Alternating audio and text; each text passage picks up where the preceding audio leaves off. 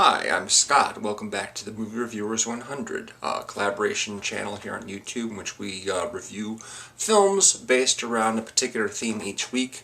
This week our theme is Jodie Foster. Earlier, EJ reviewed Taxi Driver, the classic Scorsese picture that Jodie Foster starred in alongside Robert De Niro.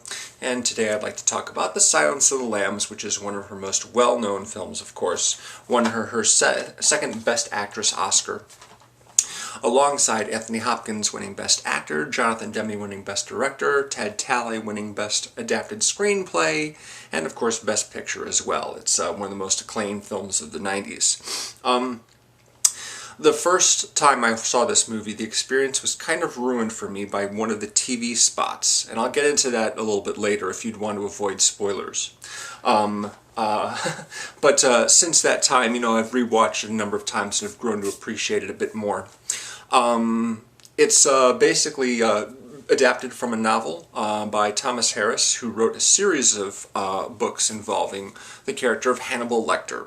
The first time Hannibal Lecter was played in a film was by Brian Cox, an actor I really admire, in the Michael Mann film Manhunter. The plot of that movie was an investigator named Will Graham, who is played by William Peterson, has been looking for a serial killer that they've nicknamed the Tooth Fairy because of the bite marks that he puts in his victims.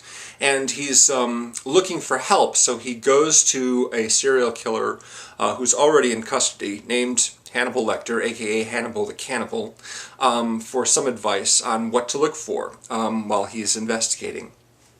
The character of Lecter asks him, well, what makes you think I would help you with this? He says, well, I thought you might want to know whether or not you're smarter than this guy. Appeals to Lecter's ego.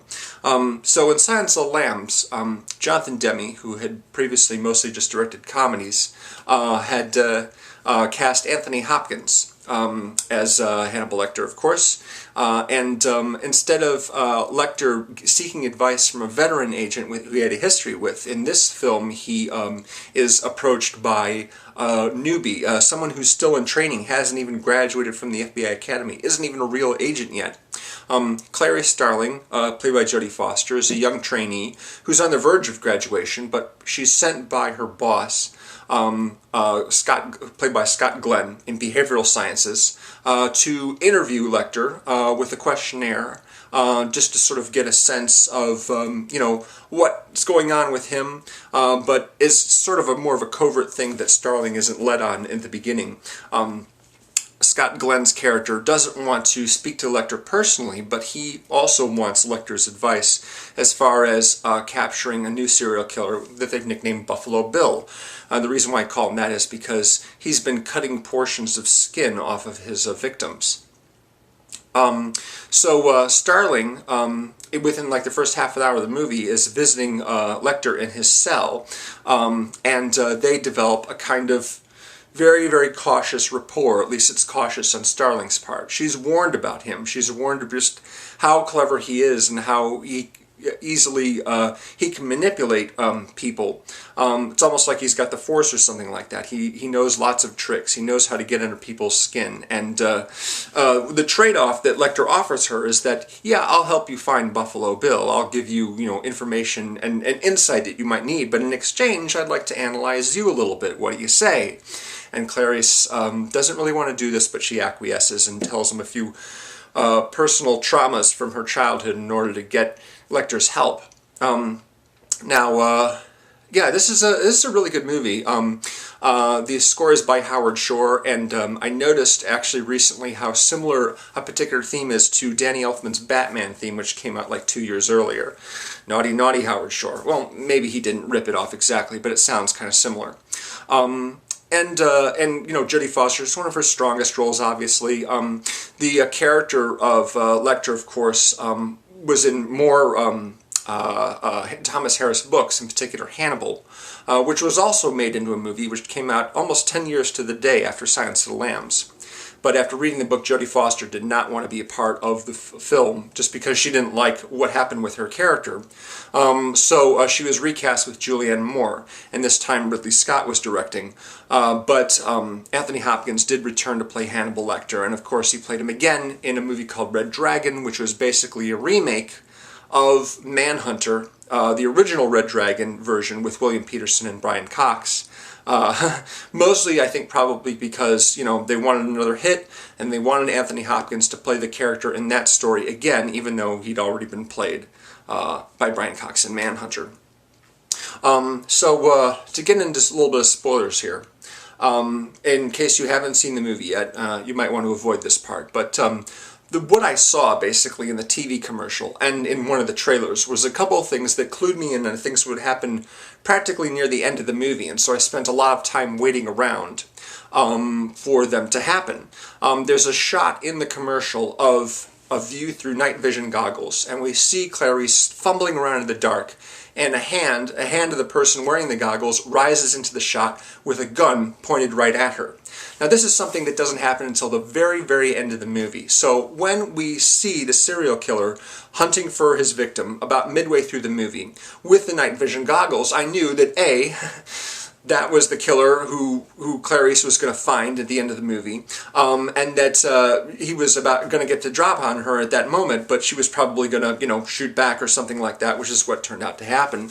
And so I spent so much in the movie waiting for this to happen. There's this whole sort of hullabaloo about how Clarice Starling just happens to sort of run across him accidentally. Meanwhile, the squad that Scott Glenn's character is leading, they end up basically at the wrong house. And there's this whole sort of cross-cut sequence in which they ring the doorbell on this house looking for the serial killer. And meanwhile, the killer, who's in a completely different house, hears his own doorbell rung, and we're meant to think that the FBI is knocking on his door, but when he opens it up, Jodie Foster's there and wants to ask him a couple of questions about someone who lived in the house before him. As I said, she just sort of runs across him by accident. But I knew this was going to happen. I knew that she was going to find the guy by herself and have to deal with him by herself because of this one shot in this one commercial.